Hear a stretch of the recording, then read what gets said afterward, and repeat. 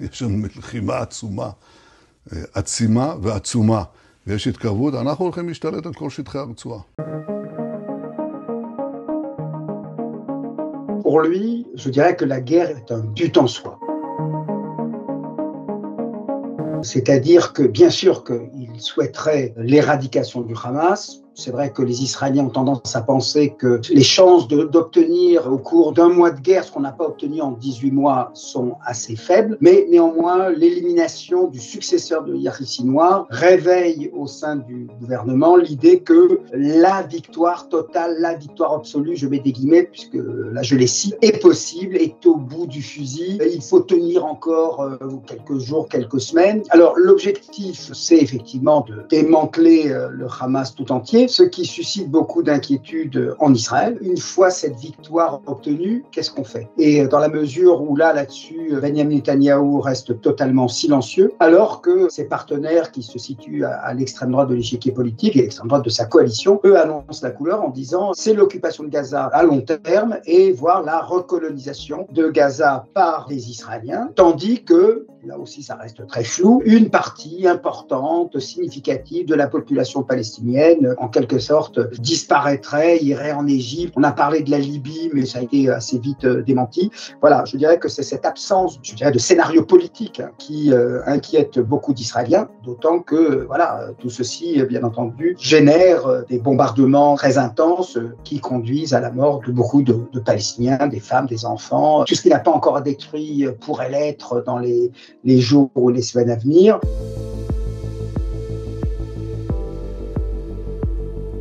Il ne s'agit pas seulement d'échanger des otages contre des prisonniers palestiniens. Si ce n'était que cela, ça fait très longtemps que le problème serait résolu. Le problème, c'est que chaque partie dans la négociation charge le dossier de échange de prisonniers palestiniens contre les otages israéliens de revendications supplémentaires. Et c'est ce qui rend difficile la conclusion heureuse et rapide d'un tel accord. Alors qu'est-ce qu'Israël demande? La démilitarisation du Hamas, que le Hamas consente à ne plus occuper de responsabilités ni militaire bien sûr, mais même politique, dans la prochaine administration qui gérera la situation, que ce soit l'autorité palestinienne, qu'elle soit soutenue par l'Égypte ou le Qatar, etc. Ça, bien entendu, pour le Hamas, c'est difficilement concevable, même si on espère côté israélien que l'élimination du frère de Yahya Sinwar et la dislocation, je dirais, de la direction de la branche armée du Hamas pourrait peut-être permettre une issue. Qu'est-ce qui bloque du côté israélien? C'est que là où on consent à ce qu'il y ait un cessez-le-feu qui puisse durer un certain nombre de mois ou de semaines, on est en revanche pas prêt du tout à arrêter la guerre définitivement, puisque arrêter la guerre définitivement veut dire que le Hamas se maintient. Et puis, surtout, ce dont Israël ne veut pas entendre parler, c'est d'un retrait de l'armée israélienne, on va dire, aux frontières antérieures à l'opération terrestre, on va dire, à la veille du 7 octobre.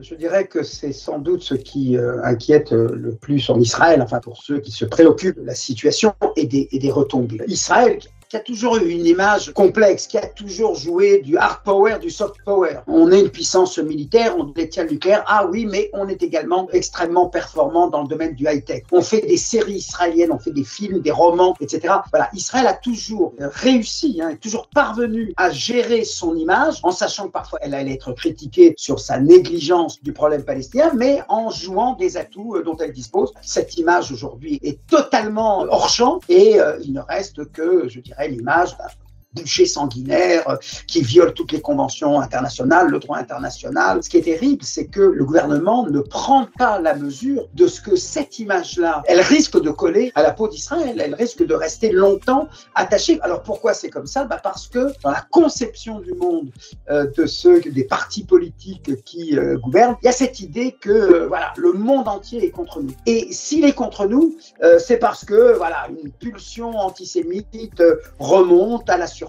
Et à partir du moment où on considère, et même si dans certains cas c'est peut-être vrai, mais à partir du moment où ça devient l'interprétation exclusive, vous pensez bien que les protestations, les remous, les condamnations qui pleuvent sur Israël, du point de vue de cette conviction-là, confirment le point de vue israélien. Vous voyez bien qu'ils nous détestent tous, c'est pour ça qu'on est isolé. Tout ça est possible parce que cet isolement a une exception majeure, c'est les États-Unis de Donald Trump, qui savent d'ailleurs, il faut bien le dire, jouer parfois sans Israël, sans tenir compte de ses intérêts, de ses aspirations, etc. Tous les pays d'Europe, ou dans d'autres parties du monde, qui étaient réellement sensibles à la légitimité de la riposte israélienne, au nom de la légitime défense, considèrent là qu'au bout de 18 mois, et avec une disproportion telle, avec un ratio tel dans le nombre des victimes par rapport aux combattants eux-mêmes, eh bien, considèrent que là, c'est trop. Et c'est vrai que le gouvernement israélien, là-dessus, demeure inflexible, sûr de sa bonne conscience et sûr de son bon droit.